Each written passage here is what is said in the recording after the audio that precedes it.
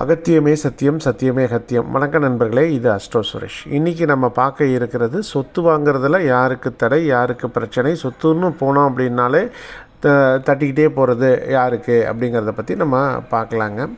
ஒருவருடைய ஜாதகத்தில் சொத்து வாங்க வேண்டுமென்றால் 4ஆம் இடம் 4ஆம் அதிபதி நன்றாக இருக்க வேண்டும். இப்போ 4ஆம் இடம் திரிசூன்யமாக இருந்தாலோ இல்லை 4ஆம் அதிபதி ஒரு திரிசூன்யத்தில் போய் அமர்ந்து இருந்தாலோ சொத்து வாங்குறதுல தடைகள் இருக்கும். அது கேதுவோடு சேர்ந்துருந்தாலும் அந்த தடைகள் இருக்கும் அப்படின்னு எடுத்துக்கலாம். அதே மாதிரி 6, 8, 12 அதிபதிகளோட சேர்ந்து 4ஆம் அதிபதி இருந்தாலோ இல்லை 6, 8, 12 அதிபதிகள் 4ஆம் இடத்தில் இருந்தாலோ சில பிரச்சனைகள் வருவதற்கு வாய்ப்பு இருக்குங்கிறதையும் நீங்கள் தெரிந்து கொள்ள வேண்டும்.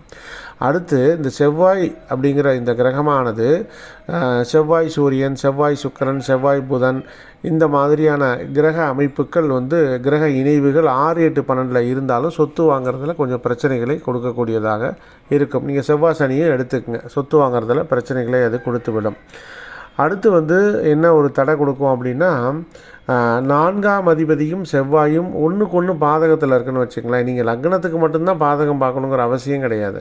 அந்த அதிபதிகள் 4ஆம் இடம் என்பது சொத்தை குறிக்கக்கூடியது, செவ்வாயும் அதே தான். அப்போ 4ஆம் அதிபதியும் செவ்வாயும் ஒன்றுக்கு ஒன்று பாதகம் அமர்ந்தாலும் சரிங்களா, இது உங்களுக்கு சொத்து வாங்குறதுல பிரச்சனைகளை கொடுக்கும். 4ஆம் அதிபதிக்கு 12ஆம் அதிபதியோட தொடர்பு இருந்தால் கண்டிப்பாக பிரச்சனை உண்டுன்னு எடுத்துக்கங்க. கூடவே கேதுவோட தொடர்பு இருந்தாலும் இல்லை சனியோட தொடர்பு இருந்தாலும் சொத்து வாங்குறதுல நிறைய பிரச்சனைகளை அது கொடுக்கும் அப்படிங்கிறத மனசில் வச்சுக்கோங்க. சரிங்களா, இது எல்லாமே சொத்து வாங்குறதுல இருக்கக்கூடிய தடைகளை கொடுக்கக்கூடிய விதிகள்னு எடுத்துக்கங்க. இன்னொரு விதி இருக்குது. அதாவது செவ்வாய் 4ஆம் அதிபதி இருக்கு இல்லையா, 4ஆம் அதிபதி இருக்கக்கூடிய இடம் அப்படிங்கிறது அந்த இடத்துல இருந்து செவ்வாய் 6, 8, 12 இருந்தால் கூட பிரச்சனை தான், பாதகம் மட்டும் கிடையாது. 6, 8, 12 இருந்தாலும் சொத்து அமையறதுல தடைகளை கொடுத்து விடும் அப்படிங்கிறத மறந்துடாதீங்க. Okay right. பொதுவாக 4ஆம் அதிபதி யார் சொத்து வாங்குறதுல ஈஸியாக இருக்கும் அப்படின்னா 4ஆம் அதிபதி ஒரு நல்ல நிலைமையில் இருக்கணும். இல்லை 4ஆம் அதிபதி நின்ற இடத்திற்கு கேந்திரத்திலேயோ இல்லை உங்களுக்கு திரிகோணத்திலேயோ செவ்வாய் அமர்ந்திருந்தால் குருவினுடைய பார்வை 9ஆம் பார்வை கிடைக்கும் பட்சத்தில் மிகச்சிறப்பாக உங்களால் சொத்து வாங்க முடியும். இது ஒரு சில விதிகள், இது நான் இப்போ சொல்லியிருக்கிறது ஒரு சில விதிகள் தான். இன்னும் நிறைய விதிகளை நீங்கள் டெவலப் பண்ணிக்க முடியும். ஓகே நண்பர்களே, கீழே டிஸ்கிரிப்ஷனில் ஒரு வாட்ஸ்அப் லிங்க் இருக்குது. விருப்பமுடையவர்கள் அதில் இணைந்து கொள்ளுங்கள்.